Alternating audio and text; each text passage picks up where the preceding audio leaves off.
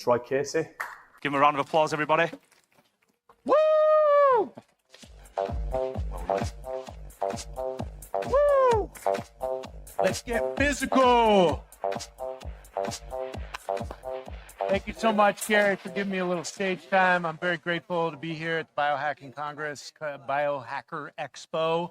And I wanted to talk a little bit about the practicality of this machine because I've actually been using the therapeutic doctor office version of this for the last 3 years. I'm lucky enough to have 2 of these in my gym, and people are coming up and asking me all the time, what is it?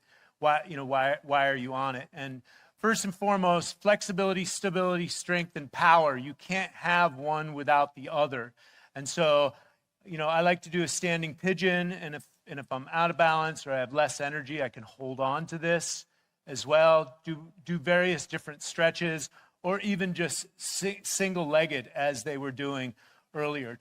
The older I get, the more I want to train on one foot, because we've all heard of people breaking their hips. And so, in my work, I like to teach that there's nothing new under the sun, and it's very important. There's no need for the fancy stuff, gadgets, gimmicks, and drugs. And let's face it, the hormone peptide supplements, they were rebranded from drugs, right? And you don't want to be so dependent on those because a lot of the supply chains are coming out of China, right? And especially when your manhood is subscribed to that. So make sure that you get enough sunlight.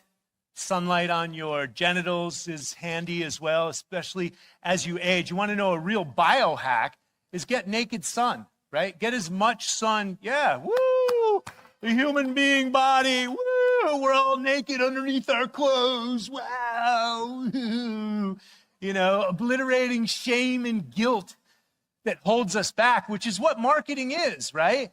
They tell you what's wrong with you, therefore you buy their solution. And it may not be good for you, but that's the marketing, right? And so this is the psychological element of propaganda. And again, rebranding steroids as hormone replacement, or not even hormone replacement, hormone peptide supplementation. It's drugs, guys. We want to make sure we understand that. And drugs, gadgets, and gimmicks have their application in the world, but until you have covered your bases with optimal circadian health, going to bed, there's a lot of research on circadian rhythms. Going to bed by 10, that's the latest, right? Getting on average 8 hours. You think you're a 6 or 4 or 5 hour guy? You're not, right? You're going to pay the price later on in life. So optimizing your hormones with the natural rhythm of life, with the sun, you are harmonized with the celestial realm. The melatonin comes out at night with the moon, and the cortisol rises in the morning. And so optimizing your breathing mechanics. In fact, let me teach you one little secret here. Stand up, everybody. And so, I have 8 minutes. Okay, all right. Because I can talk fast on many different levels. So good, I have 8 minutes. So breath, or oxygen, is the first form of nutrition next to the sun, right? The sun is the source of all life on planet Earth, right? These axioms that I speak of, they're first principles. They're immutable laws. They're never going away, ever, right? No matter how much technologically we become domesticated, etc. And so harmonizing with the sun, we already talked about, but the second form of nutrition is oxygen. And if we are mouth breathing, that elevates cortisol. Chronic elevated cortisol creates inflammation. Inflammation causes disease. And that is hormone balance. So breathing with our mouth shut, taping our mouth shut at night can be handy. Doing sleep tests with the rings. That's the one time when I really like the gadgets to really see how fucked up you are. Just kidding. But really, how much am I sleeping? How am I mouth breathing? Is my cortisol raising? So the first thing you can do is train with your mouth closed. So nasal breathing only as much as possible. That's a form of breath work. It's called awareness, right? Focus creates reality is the first law of alchemy. And so the first rule of alchemy. And so to optimize your breathing patterns, and I challenge you to 100 days of this exercise, and you only need to do 5 to 10 minutes to entrain your nervous system. so that you are breathing, whether you're driving, whether you're stressed, whether you're sleeping, or dealing with an argument, etc. And so we have 5 energy meridians. You can call meridians are the energy highways throughout the body, and they're represented with your fingers or your digits. And so you collect all that energy, and then you inhale and bring it in. You're spreading open the diaphragm. You're opening up other channels in your lungs, right? And then exhale. And the other leg comes up and pushes all the oxygen out of the lungs, right? It's martial arts. This is a Qigong exercise. So slow it down. The slower you go, the faster Qi moves, and make it as pretty as possible. Inhale. Exhale. You can do it standing in place. Inhale. Exhale. You can walk in a circle. You can do a figure 8 or an infinity sign. Inhale. Opening up the diaphragm. And you're working on your stabilizers. Your mind knows that if you fall over and crack your head open, you're dead, right? So these are your survival mechanisms, right? And how often do we train out of balance, especially as we get older? We don't, right? So inhale. Exhale.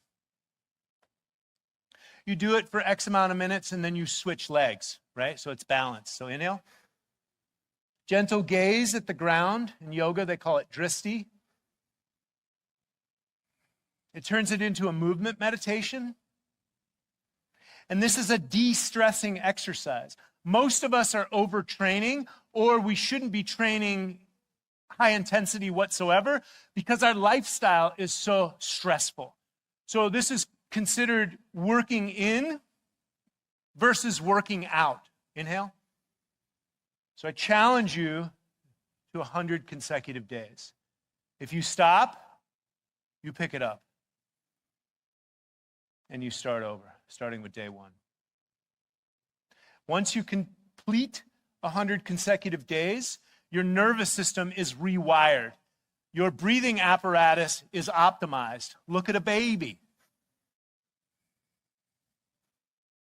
And who doesn't want that, right? Because we all have stressors. We got yelled at when we were 5 years old. We hold our breath, right? That's entrained in our nervous system, which builds up in our fascia. Your issues store in your tissues. So to relieve your psychological issues, move your tissues, right? And so back to the Powerplate, again, a tool, powerful tool.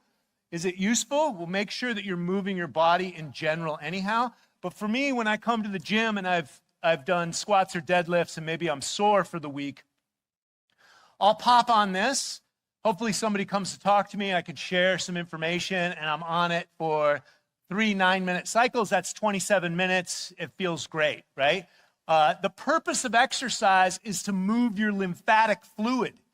So the jiggling machine, because of the way it moves up and down, backwards and forwards, because of the way it moves, it's working with your proprioception as well.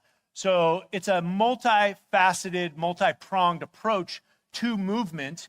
And even though you're not doing as much of the movement, like I said, just doing a little bit of balance on it, also stretching, you can get into a full squat, you can let go and get into your quadratus laborum and your the tissues that wrap around the bottom of your lungs or the bottom of your ribs. And all this is connected, right? So the knee bone's connected to the nose bone. There is no big separation. And so you want to keep everything moving and everything lubricated. And this is a great tool. I call it the lazy man's workout. If I'm lucky, I'll do it 27. That's 3-minute cycles. Sometimes I just do 9 minutes, right? I do the maximum.